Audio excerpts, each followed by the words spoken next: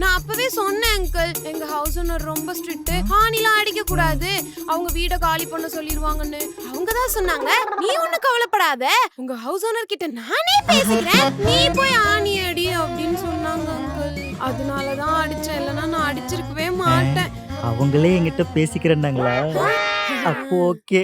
உமாவே சொல்லிட்டாங்கல்ல, நீங்க ஒரு ஆணி இல்ல 4 ஆணி கூட அடிச்சுக்கோங்க. எனக்கு எந்த பிரச்சனை இல்ல. Thanks uncle. அவங்க சொன்னா நல்லதுக்கு தான் இருக்கும். ஓகேவா? ஓகே. அப்புறம் ஒரு நிமிஷம். அடுத்த வாட்டி போகும்போது உமாவை கேட்டேன்னு சொல்லுங்க. மிஸ் பண்றேன்னு சொல்லுங்க. சரிங்க அங்கிள். ஐயோ உமா.